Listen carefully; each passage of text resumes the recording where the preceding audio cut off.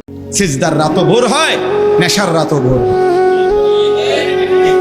হ্যাঁ, আজ রাত যে যুবক আল্লাহকে সিজদা দেয় তারও ভোর হয়, যে মদের নেশায় পড়ে থাকে তারও কি হয়ে যায়, ভোর। স্বার্থপর এই দুনিয়া যুবক, নওজওয়ান মনে রাখো, স্বার্থপর এই দুনিয়া, কারো কথা মনে রাখে না, কারো জন্য থেমে থাকে না। আমি এই পরশুদিন দেখছি, গতকালকের আগের দিন সকাল 6:30 বাজে আমি আমার বাজারে, ময়নামতি সাবের বাজার, ওইখানে দেখছি একটা হাইয়েস্ট গাড়ি একটা ট্রাকের মুখোমুখি হইয়া, হাইয়েস্ট গাড়িটার ড্রাইভারটা জাগাত তারে বাইরে করছে টাইম না হেসরাইয়া, কিছুক্ষণের মধ্যে লোকটা মারা গেছে।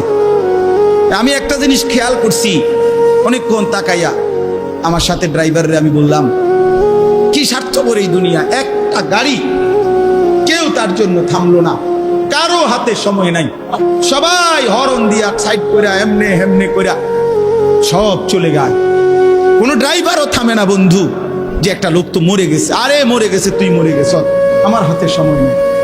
এই জন্য স্বার্থপর এই দুনিয়া, বড় স্বার্থপর, হয় কারো জন্য থামে না, কারো কথা অপেক্ষা করে না। চলতে তোমার কথা কেউ মনে রাখবে না। তুমি যদি নষ্ট হয়ে যাও, তুমি যদি কবরে আযাব হয়, তোমার যদি জাহান্নামের আগুন তোমারে পুড়তে হয়, আল্লাহর কসম বন্ধু, তোমার পতন তুমি করে দিলা, নিজেরে নষ্ট তুমি করে দিলা, শেষ পর্যন্ত দেখবা কেউ তোমার কথা মনে রাখবে না। এই পৃথিবী ধোঁকা। চলো এই জন্য আল্লাহর দিকে ফিরে আসি। ইল্লা মান তাবা ওয়া আমানা ওয়া আমিলা সালিহান, আল্লাহ বলে যে গুনাহ ছেড়ে দিয়ে তওবা করলো, আমি আল্লাহকে বিশ্বাস করলো এবং পুনরায় আবার নেক আমল শুরু করে দিল, ফাউলাইকা ইয়াদখুলুনাল জান্নাহ, আমি আল্লাহ ওয়াদা দিলাম, আমি আল্লাহ তাদেরকে জান্নাতেই ঢুকায়া দেব। ওয়ালা ইউজলামুনা শাইআ, কোনো জুলুম করা হবে না এক বিন্দু। অর্থাৎ পেছনের গুনার জন্য আমি লজ্জা দেব না, বরং তওবা করার কারণে, ফিরে আসার কারণে, নতুন করে আবার নামাজ সেজদা বন্দিগি পাক পবিত্র জীবন চলার কারণে এখন থেকে নিয়ে বাকি জিন্দেগির আমলের বরকতে জান্নাত দিয়ে দেব। এই জন্য প্রিয় সন্তান, প্রিয় কিশোর, নওজওয়ান, যুবক, চলো ইনশাআল্লাহ বদলাইবার সিদ্ধান্ত নেই। সবাই এই পরিমাণ শাহওয়াত, এই পরিমাণ অবৈধ কামনা বাসনা, নারী ছবি অশ্লীলতা বেহায়াপনাতে মাতাল হয়ে গেছে বন্ধু, চারিদিকে, সমাজের চারিদিকে। হজ্জের সফরে ছিলাম, যে কয়দিন যায় খোঁজ খবর নিছি, দেশের খবর একটাই, হত্যা, খুন, ধর্ষণ, নারী নির্যাতন।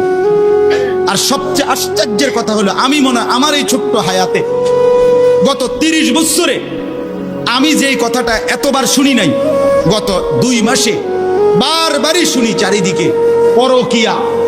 এটা এই পরিমাণ সমাজে বেড়ে গেছে, অসভ্যতা, যে স্বামী থাকতো নারী অন্য পুরুষের প্রতি আসক্ত, স্ত্রী থাকতো ওই জানোয়ার অন্য নারীতে আসক্ত, এটা খুব বেশি পরিমাণ বেড়ে যাচ্ছে, যার কারণে আপনজনকে হত্যা করতে পর্যন্ত লজ্জিত হচ্ছে না। এর চাইতে বড় আশ্চর্য, আশ্চর্য বাংলাদেশে এর চাইতে বড়, এর চাইতে দুর্দর্শ হত্যার ঘটনাও 2 দিনে কি হয়ে যায় খবর বোঝা যায়, কিন্তু এখানে কেন বোঝা যাচ্ছে না? বোঝা যাচ্ছে এটা স্পষ্ট, আপনজনের এটা ধামাচাপা দেওয়ার জন্য সব রকমের প্রসেসিং করা হচ্ছে, সব প্রসেসিং করা হচ্ছে। অসহায় ইমাম মুয়াজ্জিনকে বেইজ্জতি কেউ করতে পারে নাই, কোন আলেমে দ্বীন ইনশাআল্লাহ বেইজ্জতি হবেও না ইনশাআল্লাহ। মনে রেখে, মনে রেখে, গতকালকে রাত্রেও আমাদের কুমিল্লায় গত 3 মাস আগে একজন আলেমে দ্বীনকে একজন প্রিন্সিপাল বেইজ্জতি করছিল, অপমান করে সামান্য অজুহাতে মসজিদ থেকে বিদায় করে দিছিল। ওই কলেজের ছেলেরা গতকালকে রাত্রে ওই মসজিদের ভিতরে ঢুকাইয়া 9 ঘন্টা আটকাইয়া তারে, তার হাতে ছাত্রদের উপস্থিতিতে তারে পদত্যাগ পত্র দিয়া ঘাত ধরে কলেজ থেকে বের করে দিছে। আল্লাহ তাআলা বেইজ্জতি করে দেখায় দিছে। ছাত্ররা বলছে, স্যার সই দেন, আপনারে 50 টাকা দিব। মানে 50 টাকা, 100 টাকার লোভ সামলাইতে পারেন নাই, নেন পদত্যাগপত্র সই দেন। এই জন্য দোস্ত, নারীর আসক্তি, জিনা, ব্যভিচার, পরকীয়া, অসভ্যতা, যুবক ভাই তোমরা বাঁচতে হবে। নওজওয়ান, আল্লাহ যদি হায়াত দেয় তোমগরে, আগামী সময়টা তোমরা তো পৃথিবীতে থাকতে হবে। এই সমাজ, এই দেশ তো আলাদা করতে পারতা না, তুমি তো এই জমিন ছেড়ে দিতে পারতা না বন্ধু। সম্পদ যদি হয়, তোমরা সব ছেলে তো একসাথে চাঁদের দেশে যাইতে পারতা না, আরেকখানে যাইতে পারতা না। এই সমাজ নিয়ে বাঁচতে হবে, এই দেশ, এই মাটি, এই এলাকা নিয়ে তো তোমাদেরকে বাঁচতে হবে ভাইয়া। তাহলে এই সমাজ যদি তোমরা এভাবে নষ্ট করে দাও, তোমরা যদি সবাই বেনামাজি হয়ে যাও, নারী, ছবি, মোবাইলের অস্থির দৃশ্য ছাড়া যদি তোমাদের রাত না কাটে, দিন না কাটে, আগামী 20 বছর তোমরা সমাজ, তোমার অঞ্চল, তোমার ঘর পরিবার নিরাপদ থাকবে কেমনে? বাঁচবা কেমনে? চলবা কেমনে? চলবা কেমনে বলো ভাইয়া?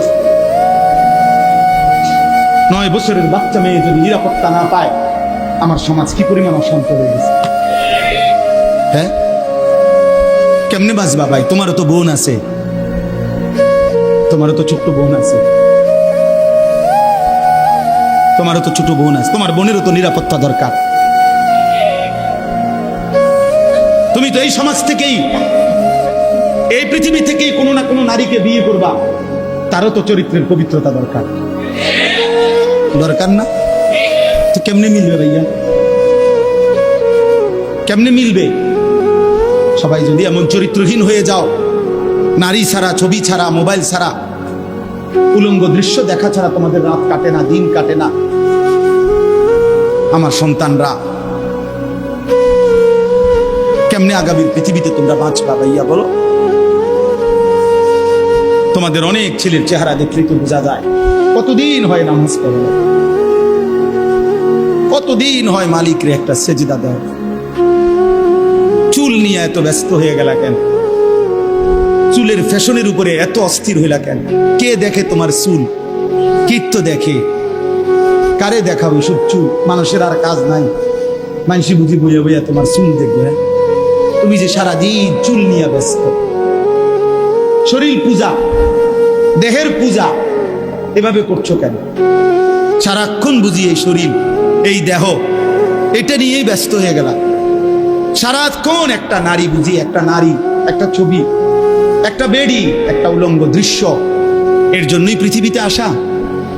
এই রাত দিন বুঝি মোবাইলে দেখবা, ছবি দেখবা, নারী দেখবা, সারাদিন বুঝি নারীর জন্যই পৃথিবীতে আসা। তোমার আর কাম নাই, আর কোনো উদ্দেশ্য নাই দোস্ত আমার। ঠিক হলো না,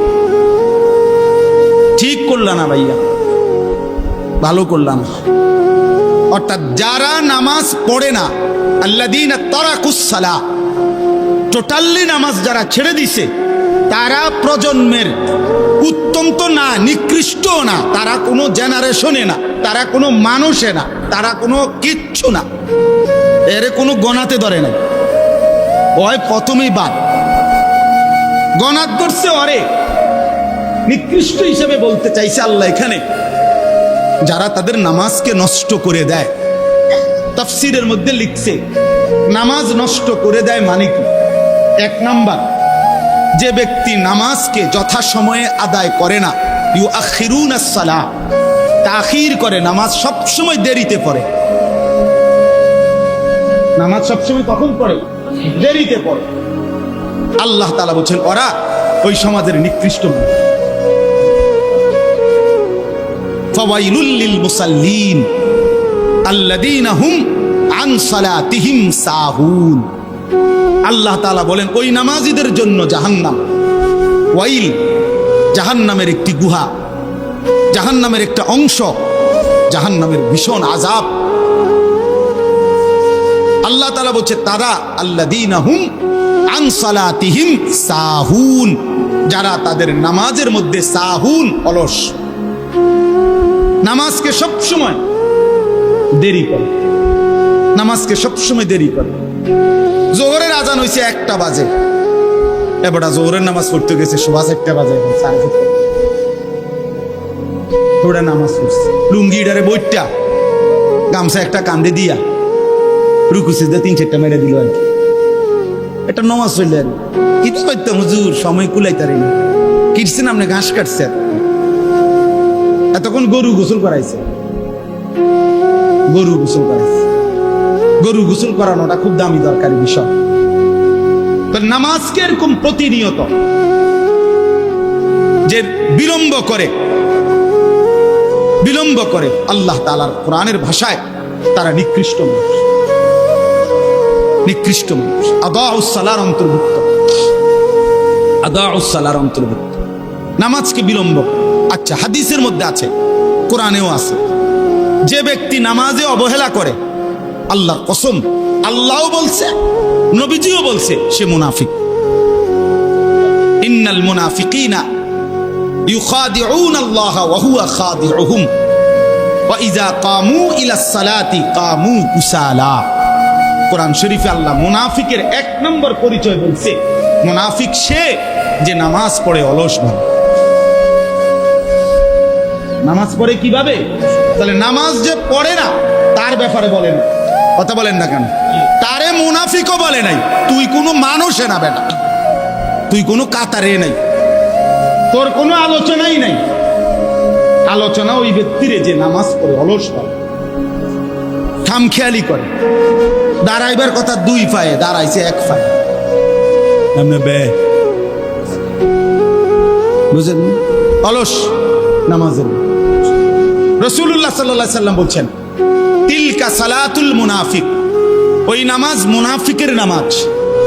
ইয়ারকুবু হাত্তা তাগরুবা শামস, আসরের নামাজ না পড়ে যে অপেক্ষা করতেছে, অন্য কাজে ব্যস্তছে, এরই মধ্যে সূর্য ডুবে যাচ্ছে, সূর্য ডুবার কাছাকাছি। হাত্তা কানাত বাইনা কারনাই শাইতান, সূর্য ডুবার সময়ে শয়তান তার দুই শিং সূর্যের পাশে বাড়াইয়া দেয়। আল্লাহ নবী সাল্লাল্লাহু আলাইহি সাল্লাম বলেন, কামা ফানাক্কারা আরবাআন, সূর্য ডুবে যায়, এই সময় ওই আসরের নামাজের জন্য দাঁড়াইয়া 4 রাকাতে যেন 4টা ঠুক্কর মারছে। লা ইয়াযকুরুল্লাহ ইল্লা কালিলা, ঠিক মতো তাসবিহগুলো নামাজের আদায় করে নাই। রাসূল বলছে 3 বার, ওইটা মুনাফিকের নামাজ, মুনাফিকের নামাজ, মুনাফিকের নামাজ,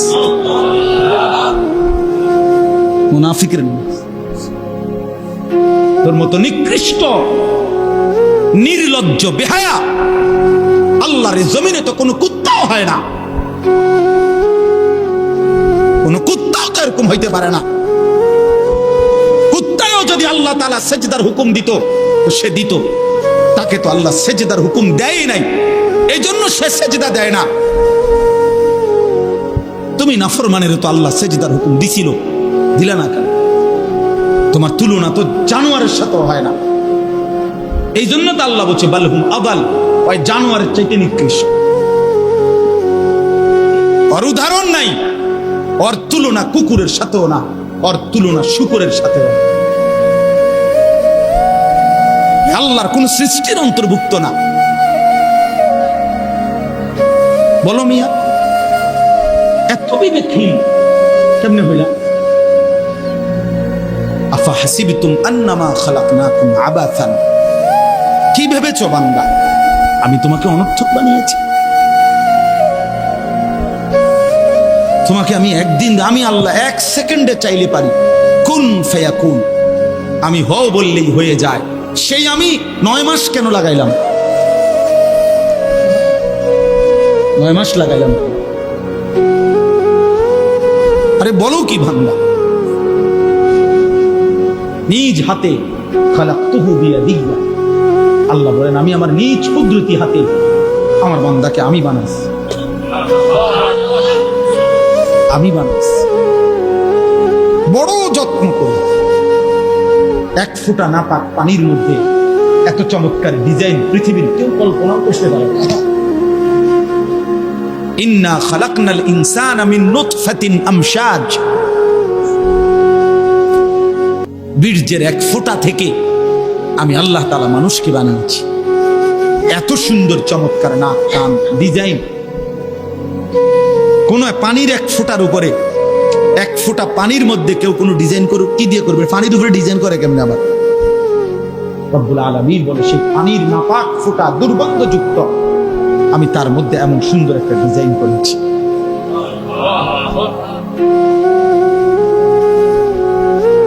কেমনে ভুলে গেলাম? মা গাররাকা বিরাব্বিকাল কারীম, আমার মতো মেহেরবান দয়ালু মাওলা 24 ঘন্টা যে তোমাকে অজস্র অগণিত নিয়ামত দিচ্ছি, এই আসমান জমিন, এই চাঁদ সূর্য আলো বাতাস,